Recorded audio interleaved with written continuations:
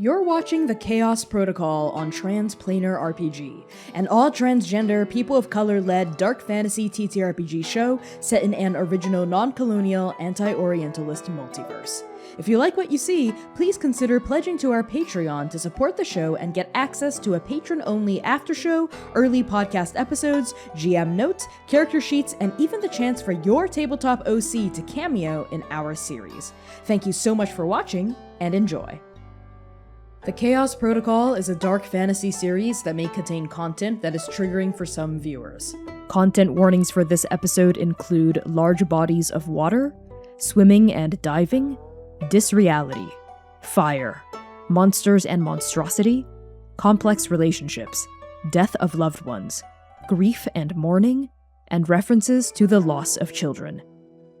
Arc 4, Episode 28. Nor Dismal Cost. From Waiting for the Moon to Burn by Connie Chang.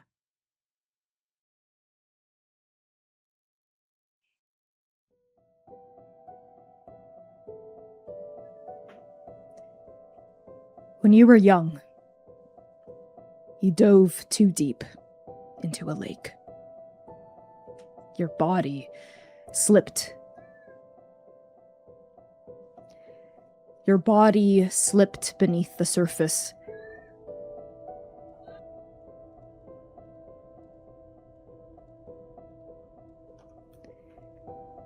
Your body slipped beneath the surface, like a knife parting flesh. It was easy. Effortless. You kept your eyes open against the current and swam deeper and deeper, far more than you should have gone, just to see what it was like down there. Just to know. You found your answer. It was the quietest place in the world. So quiet it still rings in your ears sometimes, long after you died. It was cold, too. Yes. Very cold. Heavy, as well. The water had a presence, had an opinion, had a reaction to you. Right before the panic set in, the bottom of Haruna Lake was the loudest silence you've ever found in the journey. Until now. The nothing is unquiet, unloud, unheavy, unsoft. It lacks coldness and warmth in equal measure. There is no direction here, no up or down, east or west. There is no light, no sound, no air, no movement, no space, no time. You, the unsinging ghost, you are the only thing in the empty. What you see now, what you sense, they surface in your mind like half-forgotten dreams, more conceptual than visual. There are echoes in this empty place. You feel them now, reverberating against the dusty contours of your soul, the echoes of every person who has ever passed through this gateway. A laugh here, a scent there, a pair of eyes flashing in the light, smooth skin, a bitter taste in your mouth, anger, regret, fear. And then, as gently as they come, they fade, like fireflies greeting the dawn. The emptiness is not just without. It is within. You feel it squirming inside of you. The strip of void that the patron saint of mortals had peeled from the surface of oblivion and stitched into your soul. In here, it will be the last part of you that fades. You understand this instinctually, like a raptor learning to kick. You understand other things, too. There is no time in this place. That is not a place, aside from the time you bring into it. And that time is limited. It is limited by what you can give to the void. Not to feed it, for it does not hunger, but to prolong the distance between you and the inevitable end. So long as one has thread left to spend, they can stay here. The thread can be emotion, can be memory, willpower, magic, divinity. But nothing is infinite. Nothing can hold on forever. You're fading, Xainan, already. What do you spend to stay here as you try to find Lumièra? The specter of Xainan Esch, a verdant green soul cracked through with molten creation. It even cracks through his soul, you see. Because yes, there is that strip of nothing. And there is this tangle of other things. But cracking through all of it, we see Xainan's golden divinity. An understanding that this will cost. He will spend every ounce of it inside of him to find Lumièra. Godhood. Powerful, strong, pours out of you in dense clouds of opaque white mist. The divinity of the Forge Master. The divinity of the city of heaven itself. It lingers in this void, real and immaterial at the same time, before it, too, fades, leaving a trail in your wake. This godhood is powerful. It is potential crystallized in an uncatchable, untouchable form. It contains a lot of everything. And you know, as you feel your way through the empty, that this godhood can sustain you here for some time, yes, but not forever. And then you sense it. The red. The tether. The thread. Linking Seir and Lumièra somewhere in the void, you sense it. How do you grasp for it? Reach toward it. Attempt to follow it. He's here because he turned his head and chose this direction and walked. But to get here, he crossed a threshold being held open by Seir. By their very strong hands. By their sheer force of will. And so it is not something he goes searching for, but it is like a diver with a line pulling themselves.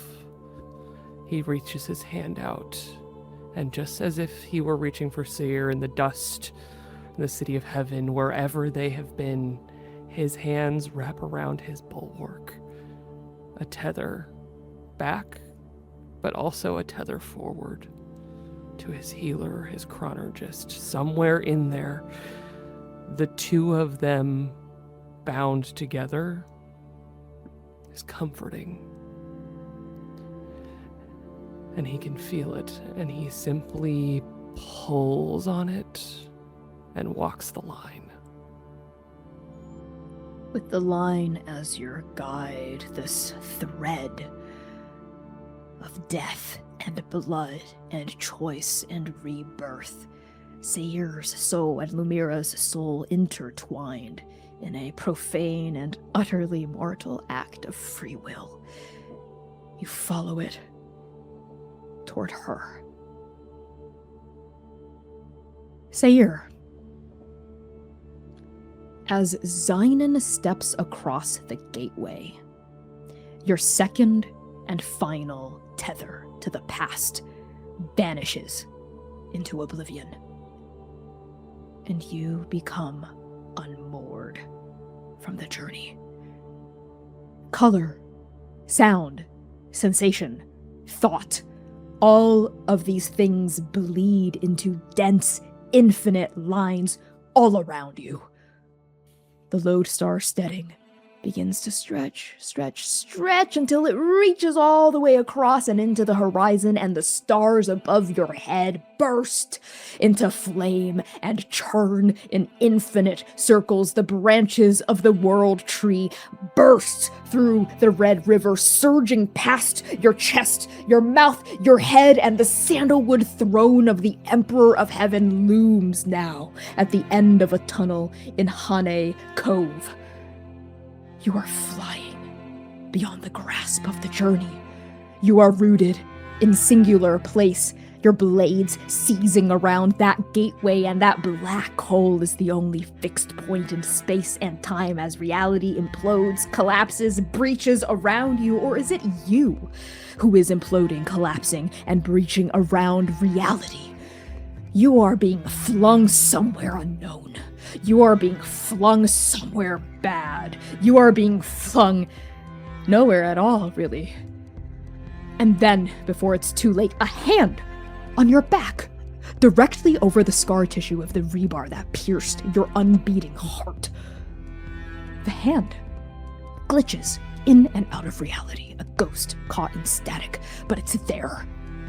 And it grounds you, stabilizes you, roots you in a space, in a time. The world stops spinning, you stop imploding, and you come to a screeching halt in a place you have been before one time. A liminal, cosmic space, a breath beyond breath. The threads between the journey.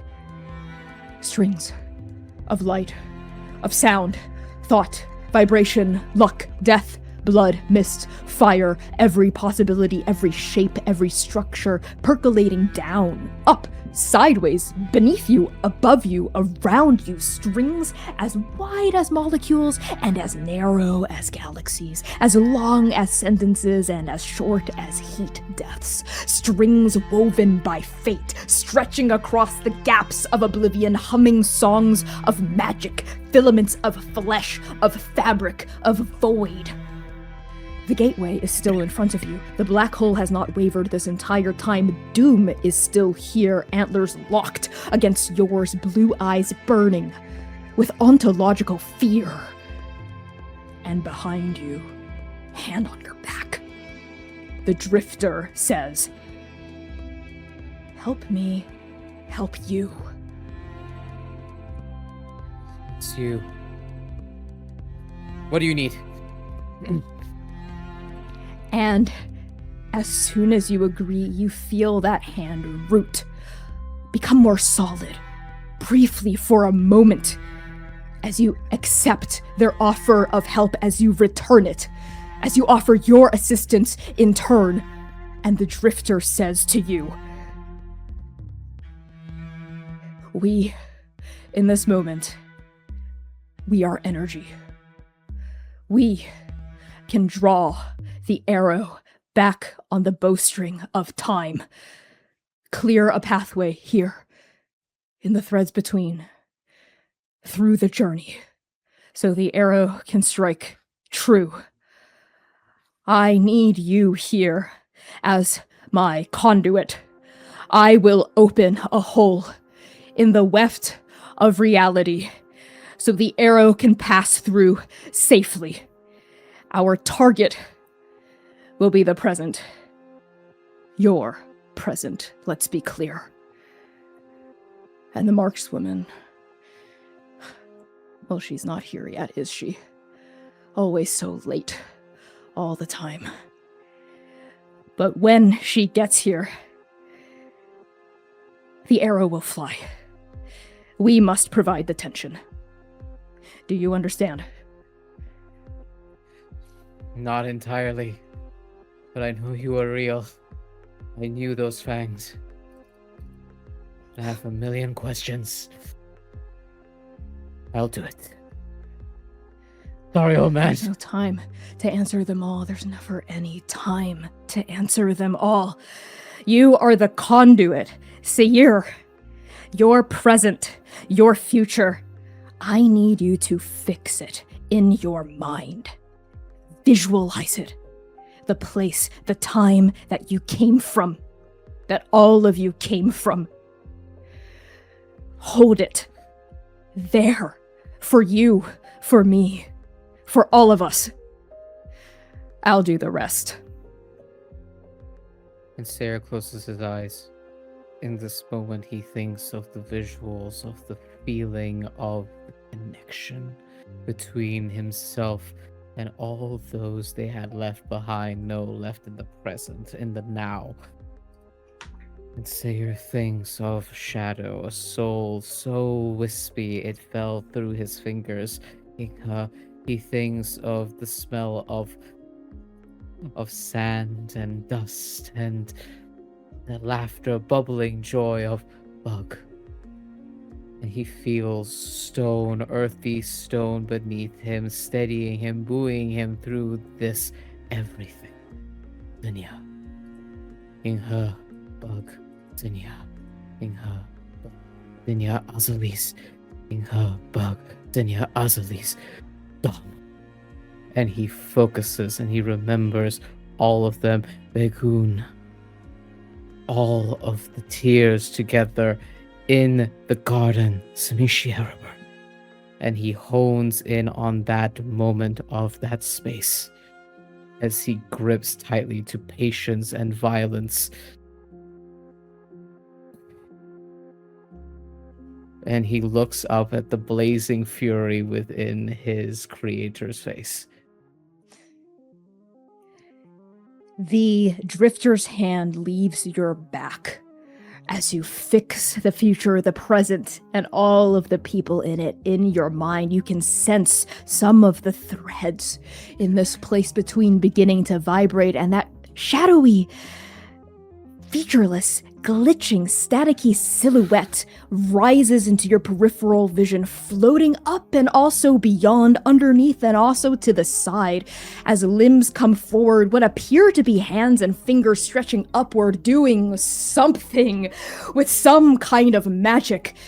But there's no time to look at what the drifter is attempting to do. It is doom staring you dead in the eyes.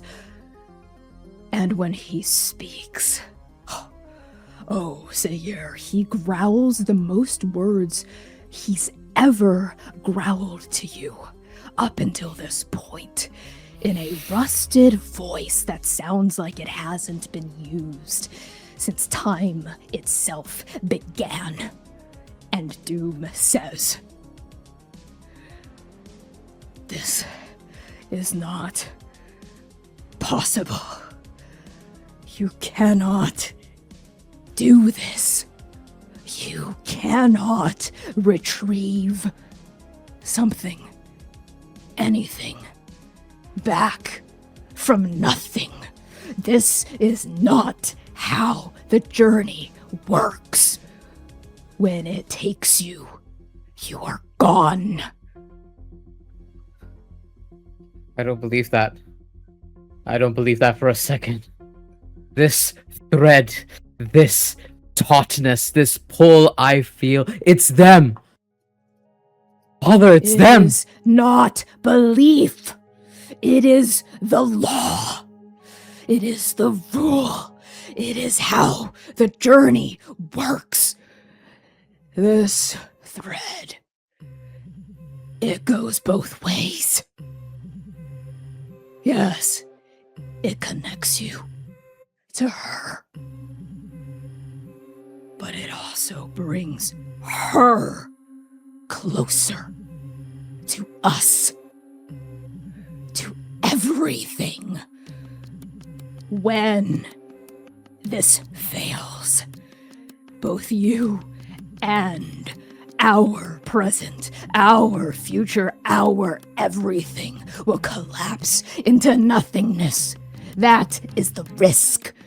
That is the chance that widens with every passing second that gateway stays open.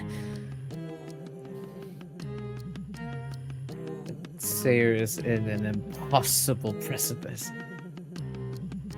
To choose to be saved, protected, held by his creator in this moment, to hold everything together as truly the son of everything he's ever wanted, everything he's always begged to be acknowledged of him. The people he loves, who are right beyond this door, right in the void, right in nothing. And Seir furrows his brow and looks helplessly at his creator. But you have me do. I cannot make that choice. It's not a choice I could ever make. That's not a choice I can live with. Let me go. Let me go to them. Let me try.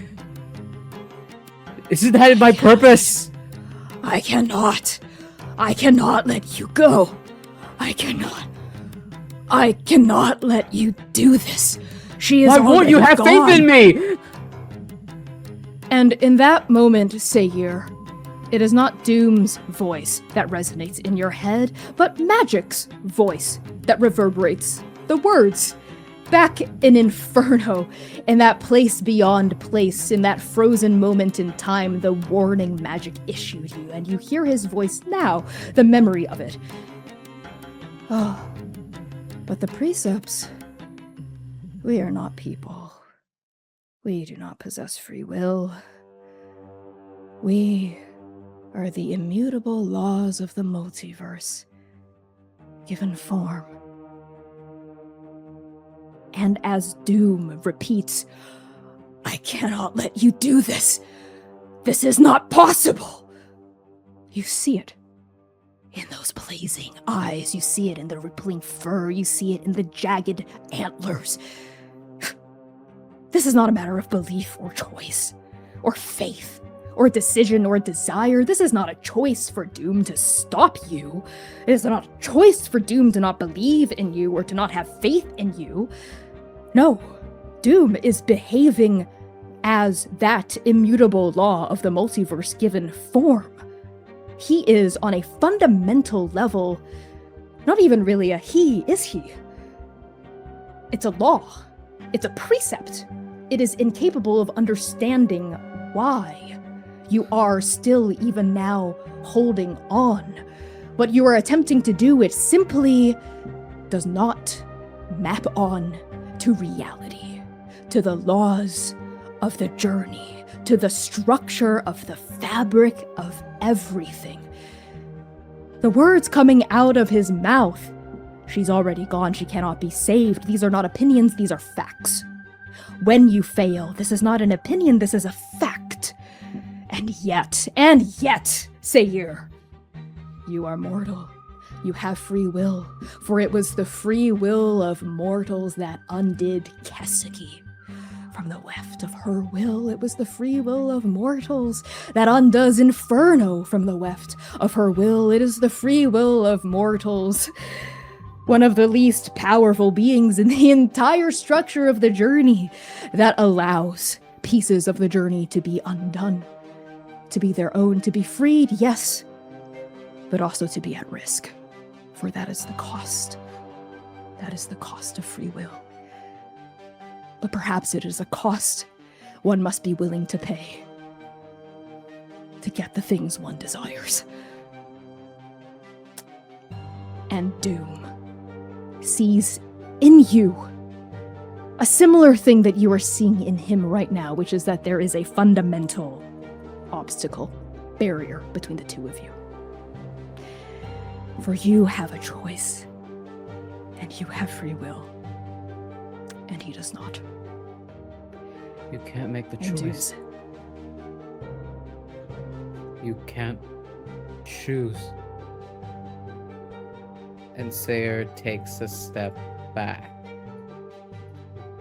loosening that tension between antlers. And he understands another fundamental truth.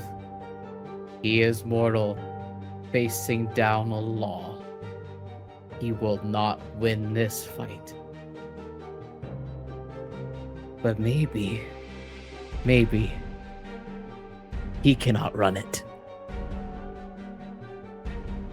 And so he looks deep into Doom's eyes and says, "Sorry. This is all I've ever wanted, but you're going to have to stop me." And he's going to unhook his antlers, remove the tension from the blades, and start darting towards the direction that Lumièra and Xainan are. Which is into the seed? Into wherever the drifter is guiding me. She said I need to be her conduit. I'm putting my faith in her. Whatever Okay. she is. Okay. As you spring away from Doom and turn toward the drifter in this attempt to flee, Doom lets out a bristling growl, and he says, "So be it. If I cannot make you see the truth, then I will do what I must, for this cannot happen again!" Again.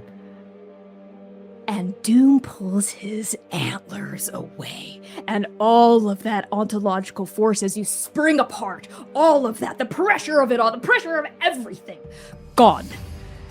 And Doom's form ripples. It vibrates, it transforms and contorts before your very eyes. It turns into something else. The black fur covering the top half of his skin grows and grows and grows until it covers his entire body.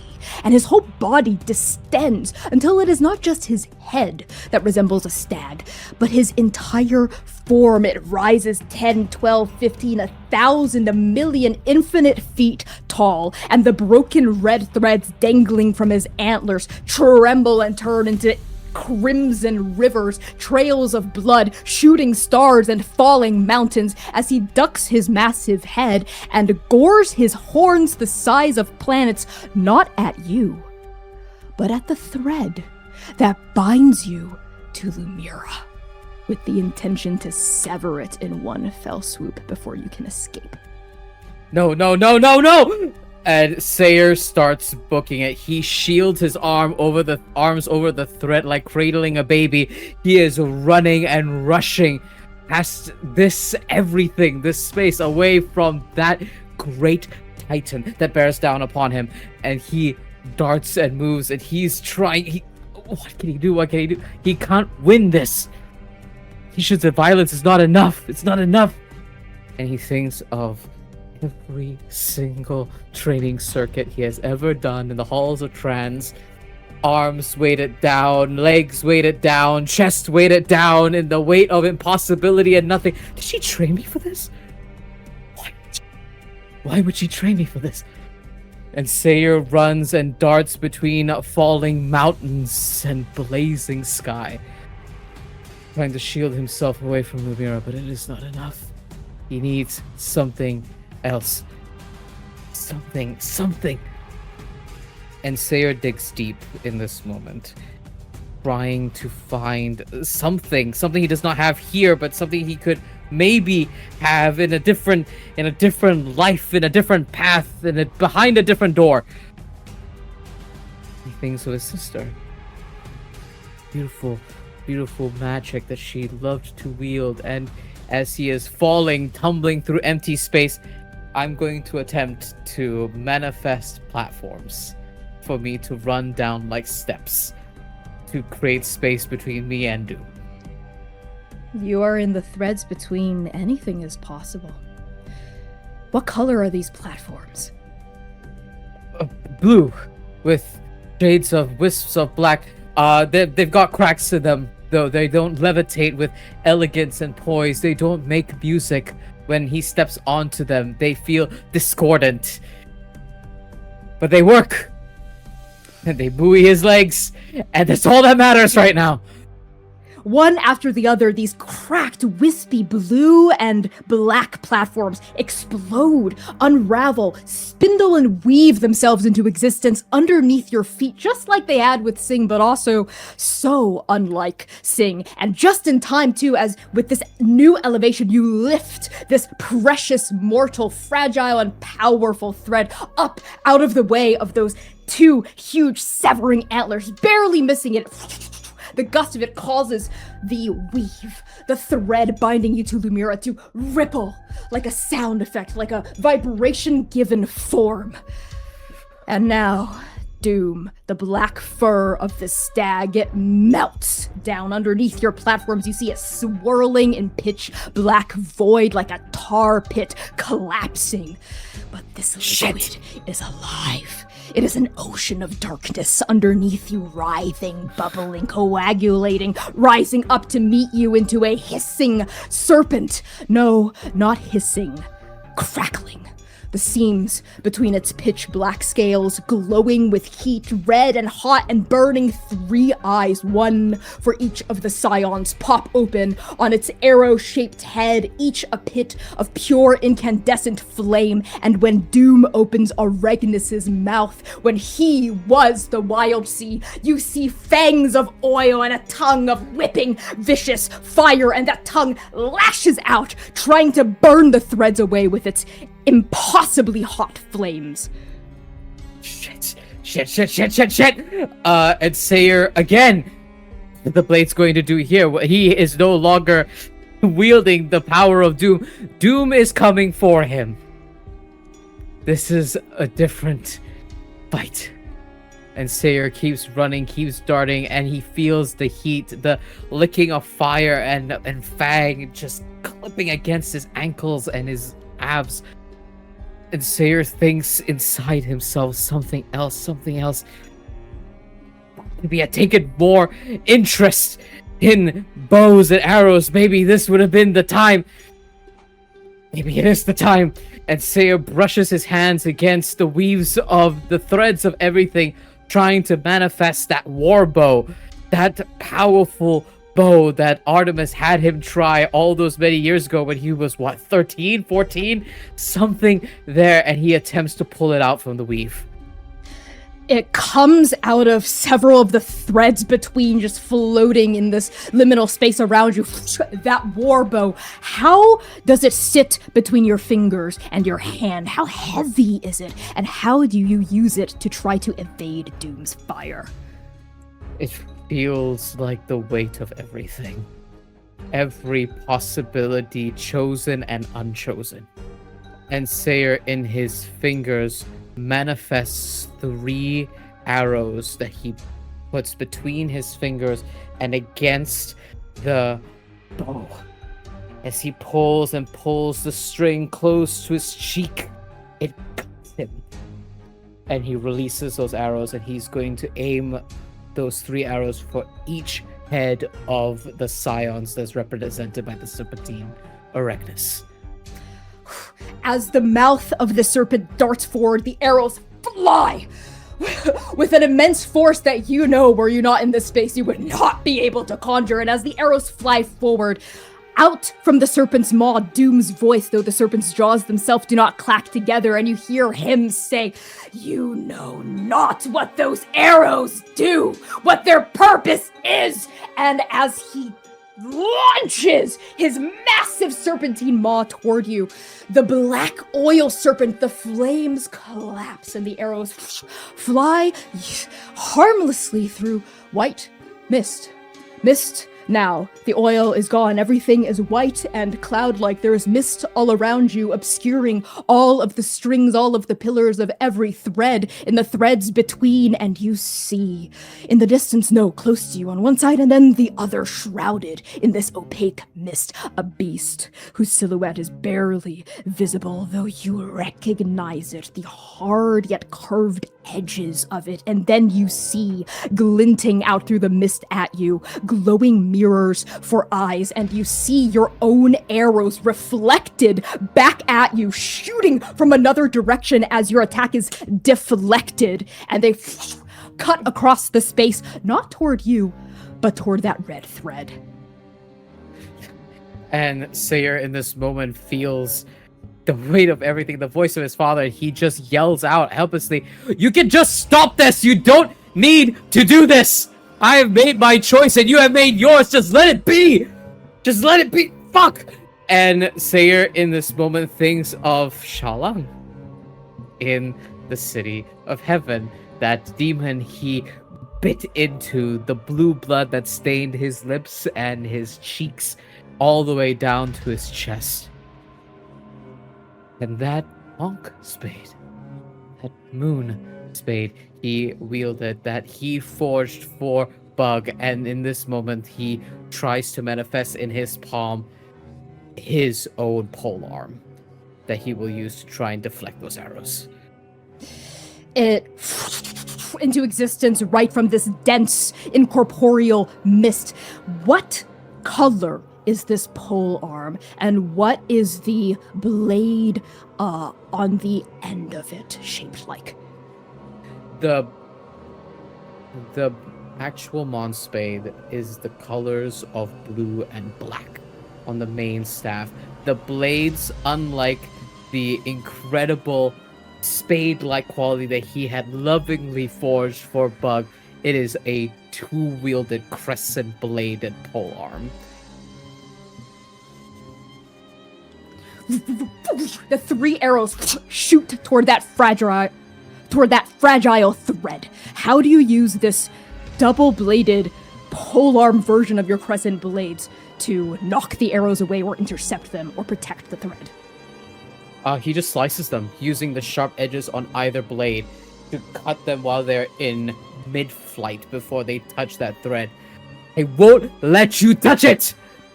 Don't you get it? I can't live with that choice! You can't sever me from her! And you see those glowing eyes like mirrors, like lanterns, as the arrows just plume into mist from contact from your weapon. And you, of course, you recognize this form of doom as well. One of the god beasts, of course, from the devouring in the city of heaven.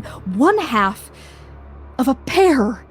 But Tada's sister is not here. Tada other half, the other god beast you fought in the palace, it's missing. No, it's repressed. It's denied. Well, either way, doom is here, and Ta is dangerous, and Ta strikes in yet a new form as the arrows collapse. All of the white in one instant, like a single drop of blood filling a glass from the bottom up, it fills crimson, and it's no longer cloud-like and misty, but liquid, raining down around you, surging, an omen of your own death, coming back to life to haunt you. Swelling with rage and wrath and unyielding spite, thick as viscous blood, powerful enough to doom an entire civilization in a single crashing wave. The tide of the red river of inferno pulls back, capped with bone-white froth like biting, gnashing vampiric teeth, and it pounds down at you, crashing and roaring, relentless, with all the power of life and death intertwined in an unholy union. And you know what it's trying to do. It's trying to wash away the thread itself, drag it back to the depth whence it was born. There was only one thing that saved me that day from the omen of my own death. There was only one thing, one person that saved me, and that was Lumièra.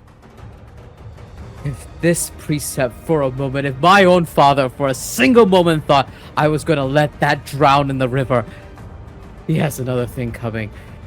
And manifesting from deep within him a song. A song. Something he doesn't recognize and doesn't know, for she has not told him yet. A song from somewhere deep within her. And Seir attempts to manifest a vine, a long-stringed instrument that he has to hold aloft with his legs. As the tides are coming for him, as he presses all his fingers down the strings and strums to push the wave away from the threads. A vibration ripples out from these strings, and the sound that comes out is one that is not familiar to you. It is a song. It is pure magic from a world that has been forgotten by all but one, that is no more except within the core, the heart, the soul of one person alone in the journey, and the song of Tungal washes outward and pummels against the red wave. There's a moment as these two forces collide, and in the middle of it all, dead center, that black hole, the gateway, the seed of annihilation, framing this fight, and floating above it, the drifter orchestrating threads into place, clearing the pathway that the arrow must fly through in order to strike true. And we I'm running out of ideas! We pan up into that gateway now, and we drop through. Xainan.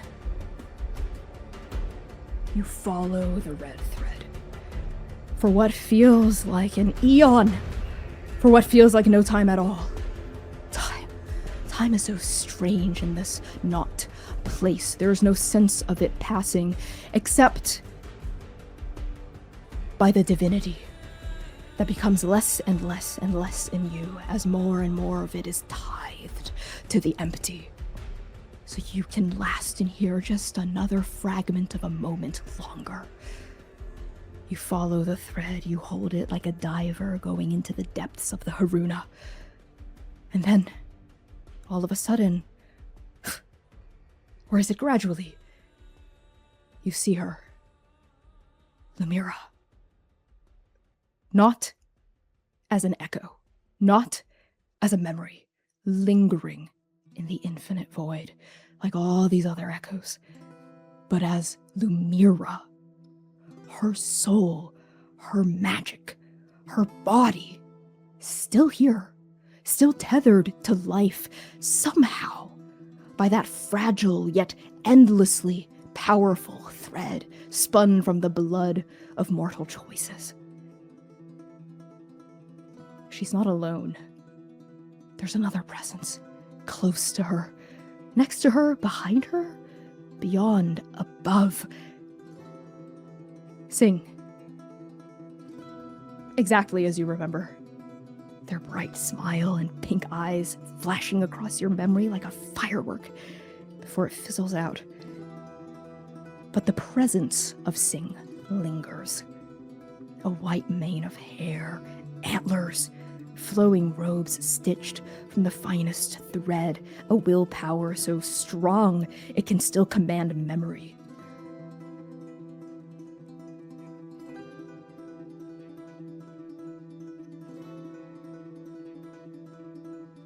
You are muted. Xainan walks, floats, just kind of appears. This specter,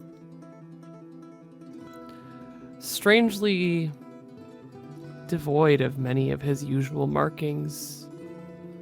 Ghosts don't necessarily wear markings, but still his has cracks that as he is here longer and longer change from molten to glistening and less, and he sees, feels, he knows who he is in the presence of. Lumièra, sing.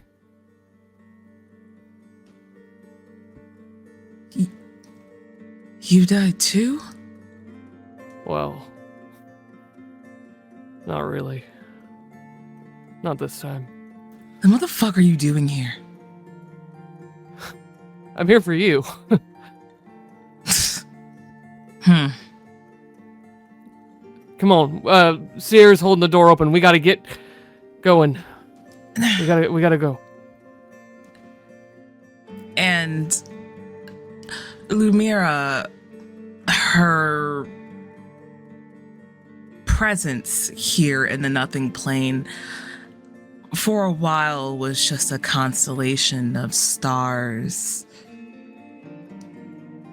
But she hears Xainan's voice, and for a minute, her heart, or whatever's left beating of it, stops and skips because he's here with her. But that immediately gets schooled away. She's finally at a point now. She understands and accepts the consequences of her actions. And in the wildest of terms, even understanding she's found salvation? No. Peace. And you're ruining that, Xainan.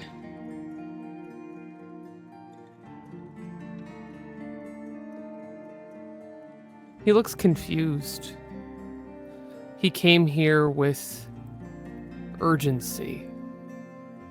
He made the hardest choice he has ever made. A choice that he tried to make more than once and only managed to make it just this one time for the very first time to come here. Because he needs you. And so to be rejected is a little bit surprising because he's here because Seir loves her. He's here because Seir loves him. He is here because everything needs us. Everything. Lumièra, we don't have a lot of time. And he motions to the cloud, the essence, the divinity that is leaving him. I shouldn't even be here. You shouldn't.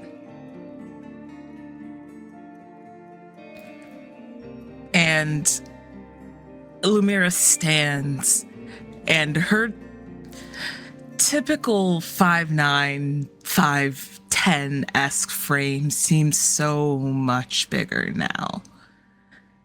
Because it's not just her corporeal form, but it is just a constellation that you can still make out from memory what she looks like.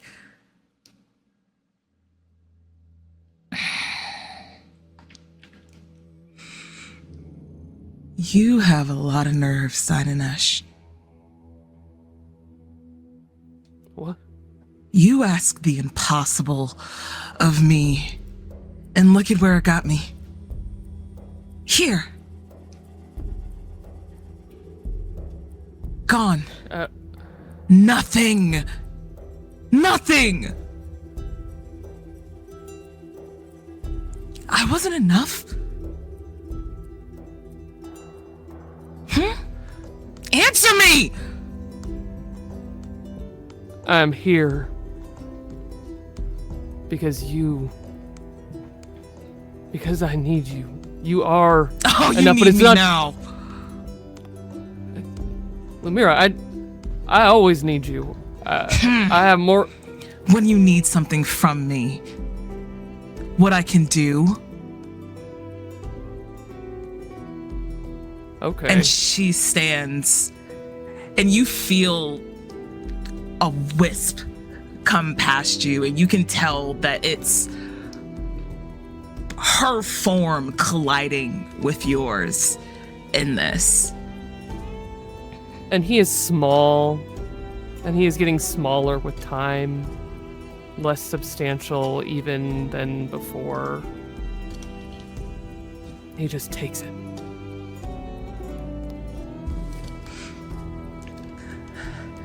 I gave up everything for you.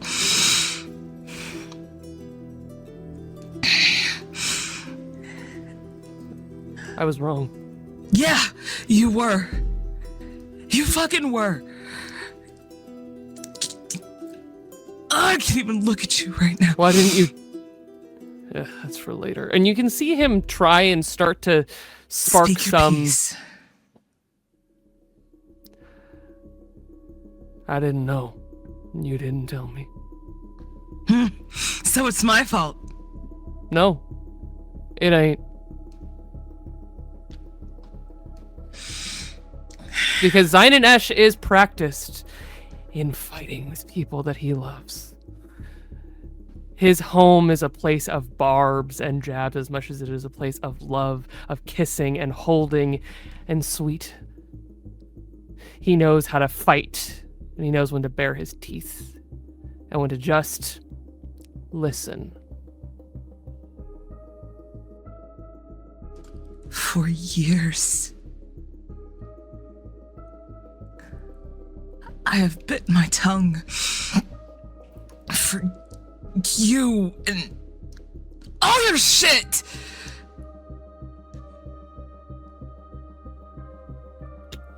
I'm sorry. Don't fucking patronize me, Xainan. Then I will be sorry later. I just I don't need you to want come your with me. I don't want. No! I finally fucking found peace here. I finally got a chance to breathe. And At here what you are cost? At what cost? Me. Your peace isn't just you. I wouldn't ever weigh you against the universe. But you did. I didn't know, Lumièra. You knew what I could do and you knew it was powerful. Yeah, correct. I didn't tell you everything, and that's my fault. But you knew what I could do was major. I did. And you still asked. And look at where it got me. Here. And honestly, I have to thank you. Genuinely. Why? Because I don't hurt anymore. This here...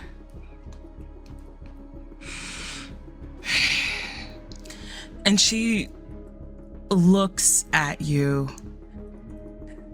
her voice breaking because even she can't really tell now where this ire is stemming from. But you are the most direct target. How dare you make me care enough about you, about all of this, to even do something as fucking ridiculous as... Lumièra. No, Lumièra. I knew, and I still did it anyway, and that's your fucking fault, Xainan. It's yours. All of this shit, every last fucking bit of this, is on your back. Yours, not mine. Being alive. Making choices. It's messy. And complicated. It's wet. But Lumièra, I am not just here to ask you to come back with me because I need you. Because I love you. I did not say it, and I was wrong. But Lumièra, I'm here to ask you. I'm begging you to save everything with me from what we've done. And when he says everything, it is the shape of the journey. It is the shape of everything that he knows is at stake here if Lumièra goes away, but also it is the shape of Keseki, a verdant, desiccated Keseki that sits on the end of a pin, and it is also, just as he said for all of those years at every meeting of LSSG you ever went to, his whole world was Xainan Esch, and here and now his everything is Lumièra.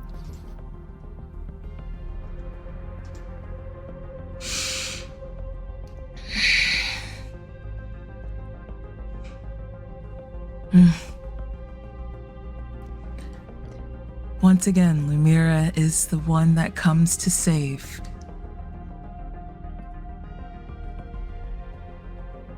No one ever looks out for her well-being, only she does. But when everyone is hurting, when everyone is falling, when everything is falling to shit, that's when you call on me. Lumièra, I don't... as this anger, this rage, this fury bubbles up inside of you within the nothing plane, within this emptiness. It is something you can feel hot and life-giving. And it is this man in front of you, Xainan Esch, who you love with your entire heart. Xainan Esch, that is inflaming this anger, that is taking it as you vent it out on him. Yes, much of it strikes true. Much of it lands on the target it was intended for. But much of it spills over from a deeper place inside of you. You're still not quite sure where it comes from, but the more that it spills out of you, the clearer it becomes for you, the harder it is to look away from. Because here in the empty, you can't hide from yourself. Every part of you is examined by the soul before it fades. There is no dishonesty. Not at the end. What is it, Lumièra? Where is the true source of so much of this anger?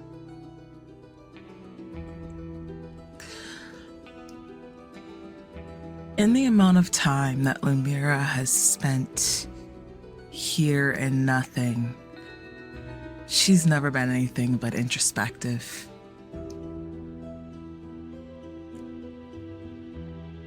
And I think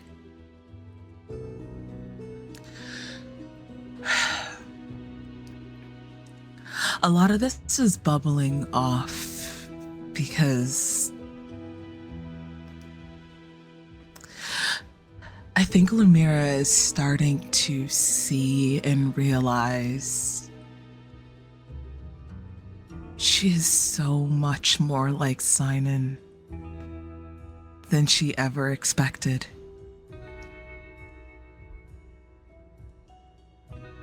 She spent so many years watching this man and understanding that he was messy and complex and complicated and broken. And she thought she was above, as ignorant as it sounds. But I think more than anything else, she's starting to realize that the more she screams, the more she unloads, the more she reams into Xainan, that she's actually looking in a mirror. And a lot of this ire, uncertainty, unforgiveness, desperation, and vulnerability is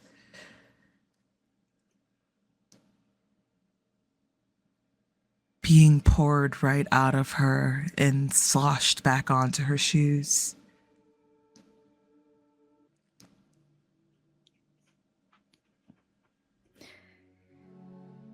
You're mad at yourself, Lumièra. You're too smart not to know it. Way too smart not to know it. Because, yes, There is rightful anger toward a father who asked the impossible of his daughter. Toward a father who did not understand the power that he wields, the power that you have always had, Xainan. That you've never allowed yourself to see within yourself, that you've always denied and dismissed, when the possibility of it percolated within your soul. This power of yours in your hands? Who? A mere mortal? A farm boy from Keseki? Some ghost? Oh, but you do have power. Xainan, your power is the bonds you have with other people, is the respect and admiration in Lumièra's eyes for you, is the care, protection that Seir has for you, the adoration and love Sing has for you. Oh, you know this power well. You've been on the receiving end of it, intimately. So many times in your life, so deeply in your life, Xainan Esch. You learned it from Ija. Ija. You would have done anything, everything Ija asked you to do. And you did. You did do everything Ija asked you to do. Even when it hurt you. Ija had their reasons, of course. They always had their reasons. They always had good reasons for asking. Times were tough. Hunger is bitter. But still, it's power. And you see it now in the parts of the rage that land true on you. But, Lumièra, there are parts of this rage that splash right back onto your feet.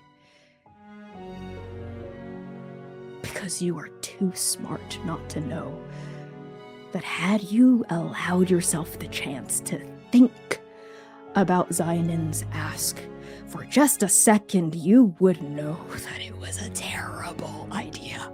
This is not about me right now. No. Not just you. It's about Artemis. Zinnia. Also, your mothers. They would be disappointed in you.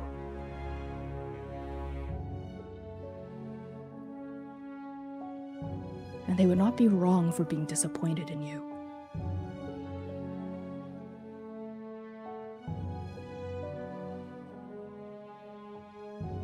But...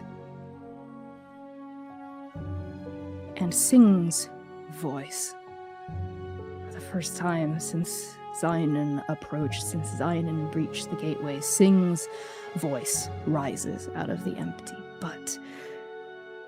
And she says, there's still love, Lumièra. It's always there. The hope, too. None of the badness of all of this. None of the pain, none of the grief. None of that cancels out the love. None of that means you aren't worth the love. That you didn't, that you don't deserve it. I died with a lot of regrets. I've told you some of them by now. A lot of regrets, things I should have said, things I wish I had the chance to say. But there is one thing that I do not, that I have never and I will never regret. It's the fact that I died saving Amergen. Given the chance, I would do it again. And again, as many times as I had to, I would dive in front of her, over and over. I don't regret that. Not at all. Not for a second. Because that's just who I am, I guess. Whether it's fate or me or maybe both. But it's who I am. And I know that's who you are, too, Lumièra. I know it. I know you. Artemis, Zinnia, Ozzel, your mothers, Amaru, Yinghe, Nafisa, Saral, Bug, Nosma, Naeem, everyone else in the journey. They need you. I need you. Selfishly. I did. And I still do. How can you carry me with you into the future if there's no future to carry me into?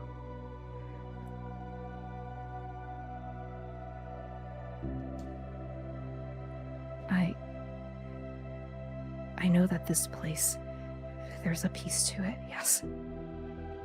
But if you stay, I don't think I'll be able to stay, too. Because this version of me, it also won't be here if nothing takes you. I'll also be erased. I guess I'll die again. I don't want that. No. Absolutely not. And she walks up to Sing in her area, wherever they're at, and will cup the side of her face. I refuse to let you die again. Okay. Only because I have to carry you. I know it's a selfish ask. It's not selfish. It's love, baby.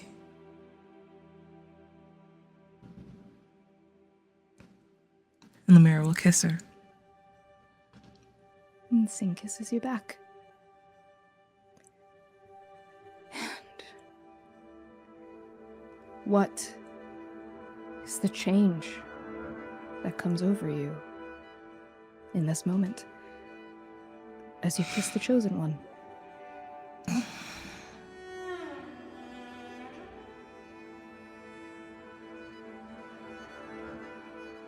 Lumièra carried a lot of regrets, too.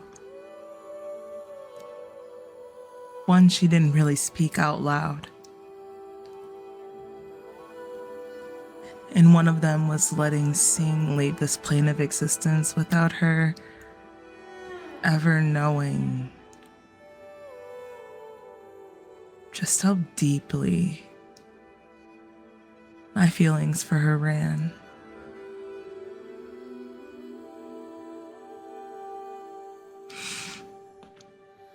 She's right.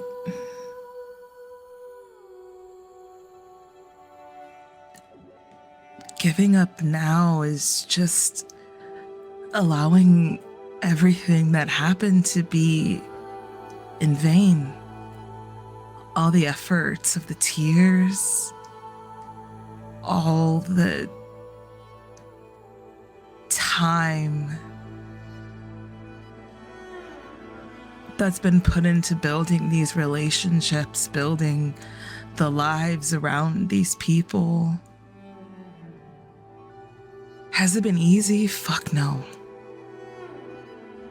Not even in the slightest, but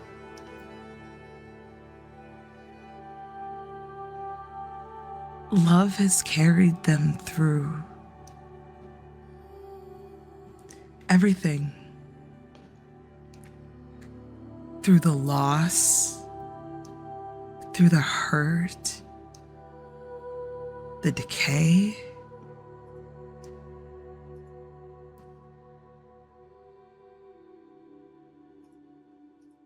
She can't let that effort go in vain. She didn't know what she came here for initially, but she knew the base of her mission was to fight for Kaseki. And if she gives up now, there's no Kaseki, there's nothing.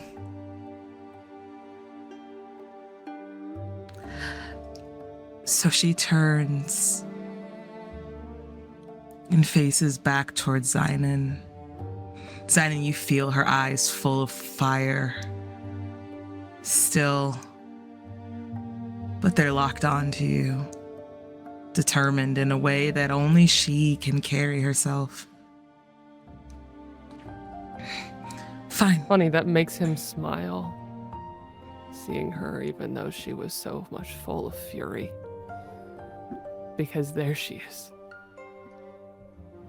That's her. Determined. Because his daughter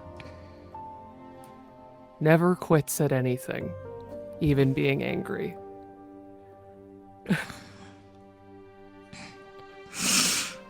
Okay. Fine. We go back. But let me make one thing straight, Xainan Esch. I'm not going back for you. I'm going back for every other person in this journey that I've let down because of your bullshit. Xainan, a ghost, nowhere, pulls out a piece of his soul that has been absent for a while. But he is his Ima. And from nowhere, dons the hat that he wears because he is his Ima, who he also yelled at, fought against, threatened to run away from a few times. But they never stopped loving him. And in the same way, he will accept your fury every day until the end of the journey, so long as you will also love him. All right. And Sing, it's good to see you. It's good to see you too, Xainan. It's been a while. And Yeah. Xainan, there are multiple parts of you here in the nothing, in this moment. There is, of course, the mortal part of you that understands logically and instinctually why Sing's here. She died, of course. Oblivion took her. You saw Oblivion. Oblivion? Take her. Guide her to the gateway, up and beyond the threads of the journey.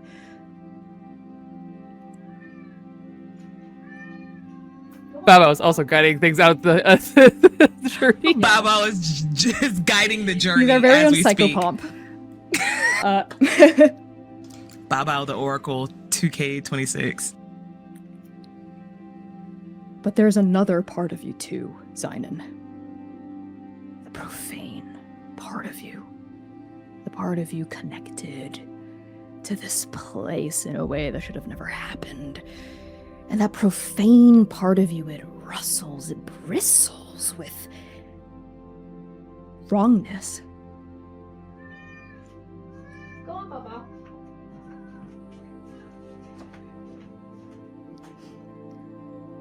It understands that this Sing, this is not a memory of Sing. This is not an echo of Sing. This is not even a ghost of Sing. No, not at all. This is sing. It's her. It is her mind and her soul, just not her body. She hasn't faded yet. She hasn't passed on into oblivion. She's and Sing continues, responding to you. And she says, I have another selfish ask to make of both of you. I know you don't have a lot of time here, so I'll keep it brief. But I'm stuck here, Xainan.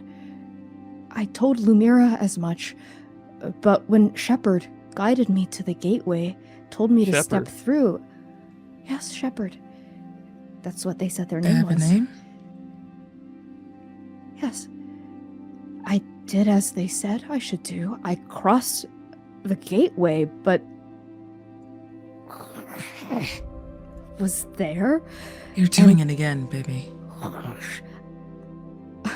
I'm sorry. I'm trying to say it. No, it's okay. It's okay, Sing.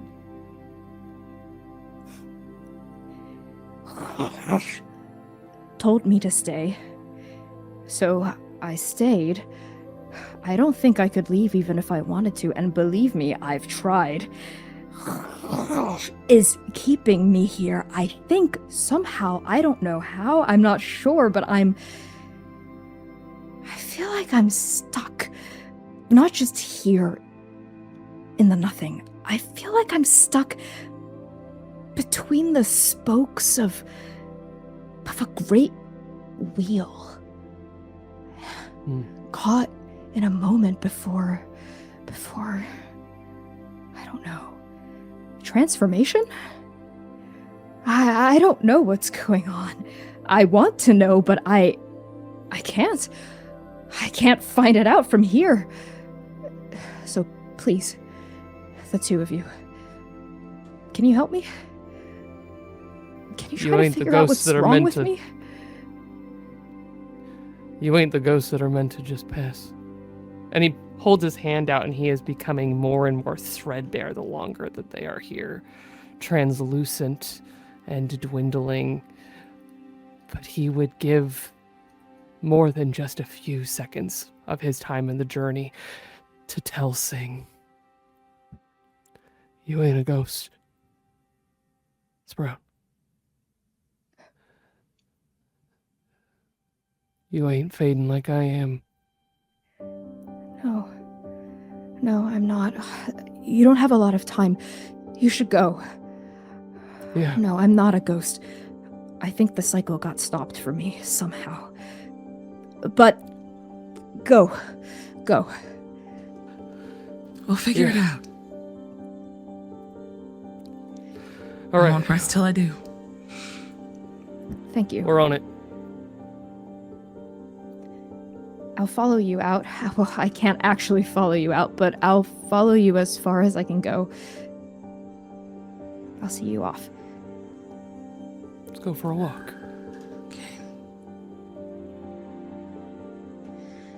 And Xainan and Lumièra, you follow that red thread that binds Lumièra to a realm where something, anything, everything is.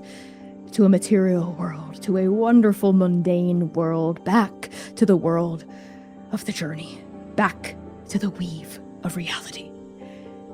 You follow that red thread, and as you do, Xainan, you are accompanied by your daughter.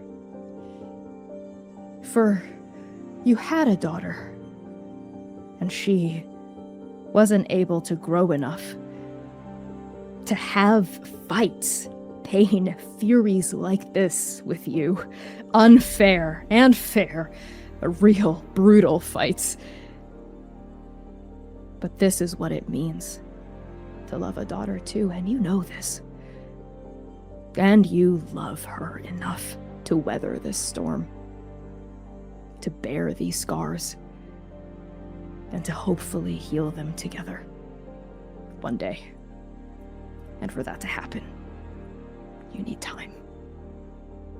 And so the two of you follow that thread up, down, out, beyond, toward the gateway. You, Xainan, feeding oblivion molten creation the entire time. You can feel the divinity starting to dwindle more and more within your soul. You're starting to hit empty. You're starting to reach the limits of how far you can go, how deep you can dive into a lake with no bottom. It's even starting to eat at the pieces of the profanity Artemis gave to you as the divinity starts to dwindle down to its last thread. Then the two of you can sense behind you this entire time. Sing. She follows you. Closely, closely. She's right behind you. Until she isn't. Until she can't anymore. For you reach the gateway. Seir. It is Doom who sees it first. The impossible thing. As song and blood collide, he sees it. The ontological contradiction. The profane and wonderful paradox that only free will and mortal choice could create. And he stops fighting you. Just like that freezes mid-wave and the crimson river, the red blood of Inferno collapses and forms back into that black-furred stag. Blue eyes wide, unmoving, fixed up, out beyond, at that infinite black seed. And you follow Doom's gaze, and you see it too. Emerging from the undark tunnel, punched through the fabric of reality, you see Xainan Esch. His ghostly figure rising out of the void like he's kicking his way to the surface of an endless lake, and he is not alone. Next to him, Lumièra, not broken or distended beyond the possibilities of space and time, but as herself, rising out of the unlight, her dark hair bleeding into the emptiness. And then, briefly, for just a fragment of a second, you see your sister. Behind and beyond them both, stuck inside the empty. Her pink eyes meet yours. There's no time to say anything. Only enough time to offer a look, a single brief expression. What emotion wells on your face? The dog was screaming, apparently. Uncontrollable, unfestered grief. Like he is pierced with that lance again. To see her not speak, not touch. His heart pierced, scarred again.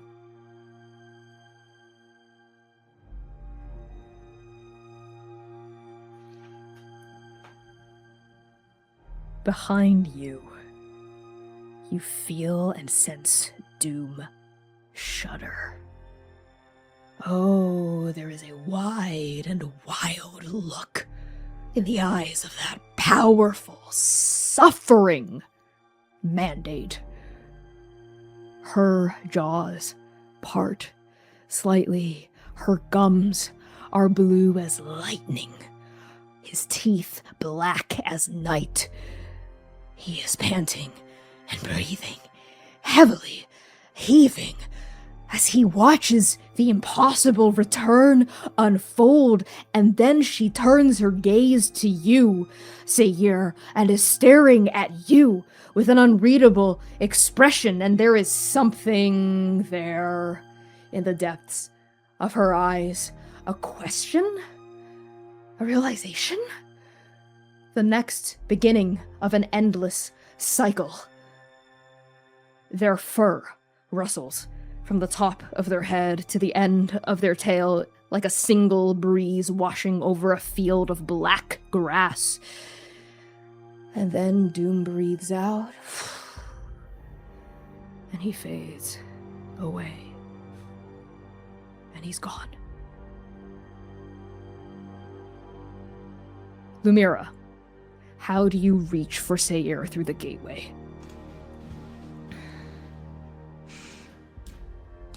Lumièra reaches through the gateway for Seir in layers, wildly enough. The first reach, or the first layer, I should say, is desperation, is fear. But the one that holds steady, the feeling that lingers, is coming home. And I think more than anything else right now, she's realized that while she was in the nothing plane, there was peace and salvation to an extent. But I think this time, excuse me, I think in this time, she reaches towards Seir and she realizes that her salvation can be here too. And he just might be a part of that.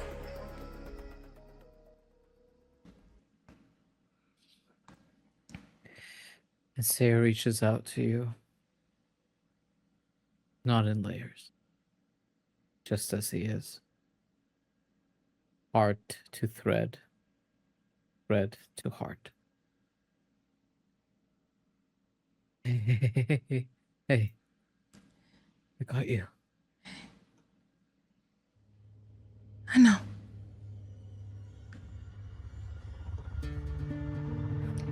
Lumièra, your fingers cross the gateway, out from nothingness into everything. And it starts at the tip of your body, returning to reality. You regain sensation, you have weight again. You feel your nails, your blood, your bones, your joints, you feel again. Your hand is the first to feel it, and there's pain too. Your body remembering the pain of stretching, bending, and breaking, but there's no time to register any of that right now. Your fingers touch Seir's.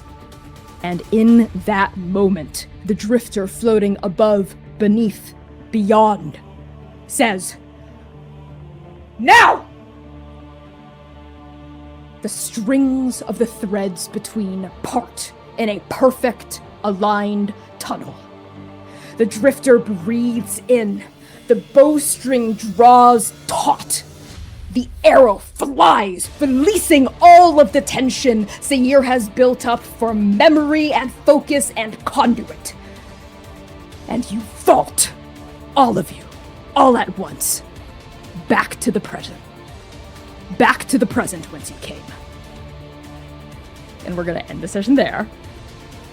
Thank you all so much for tuning in to the third to last episode of Arc 4 of the Chaos Protocol. Oh my goodness. Wow, what a doozy. Okay, let's start with some much deserved introductions, beginning with our incredible guest star for the evening, Dare.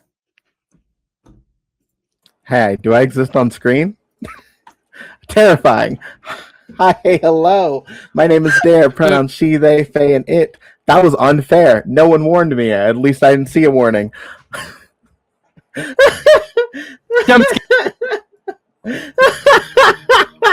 Anyway, I'm Dare, pronouns she, they, Fae, and it. Tonight was wonderful. Thank you all so much. Lovely. Glad to be here. Love to be Zinnia. If you want to follow me, you can find me anywhere on the internet at Dare to Dream RPG. That is DARE, the number 2, DREAM RPG. If you have to follow me somewhere, highly recommend you check out mine and a lovely Quintastic in the comments, my lovely partner, our lesbian podcast, Sapphics at the Cinema. It's real damn good. We just did an episode on Moonlight because the boy kissers deserve one as well.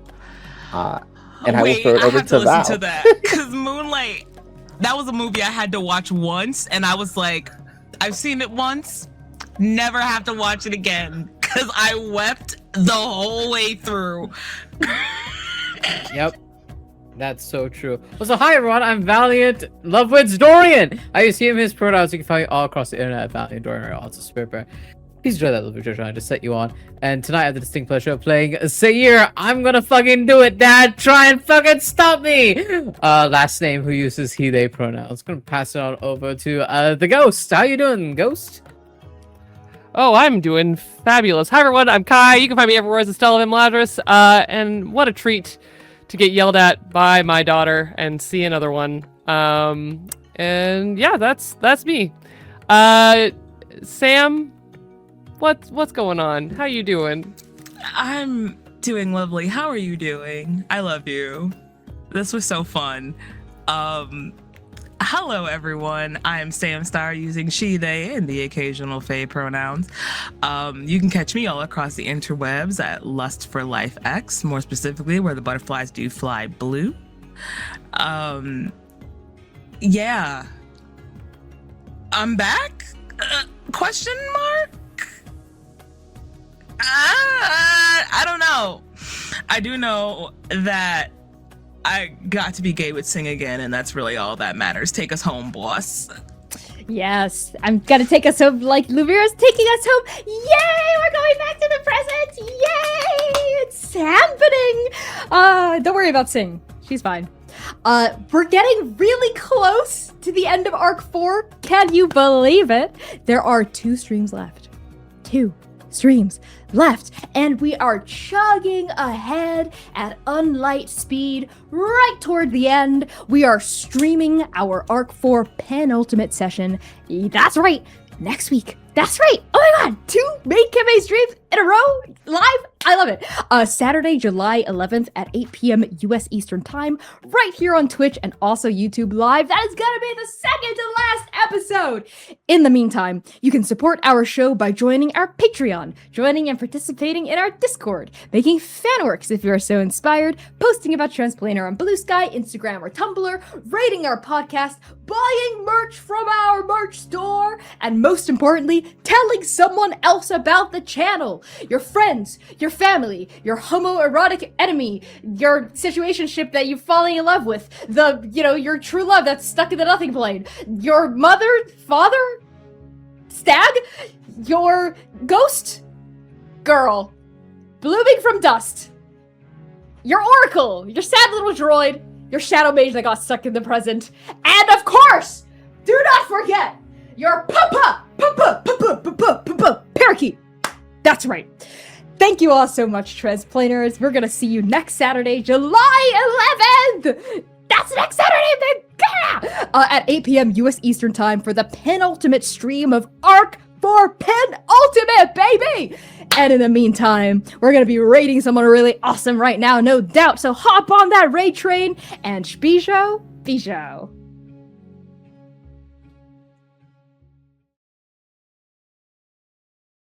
Howdy, Transplaners! It is, once again, Sponsor Connie time. Arc 4 is proudly sponsored by Hero Forge, a website where you can design and print your very own custom miniatures. But you already knew that, didn't you? Because the spectacular Hero Forge has sponsored us every single arc so far. We've stuck together through all sorts of exciting updates, like Hero Forge Pro, statuettes, color-printed plastic, premium plastic, but now, it's time.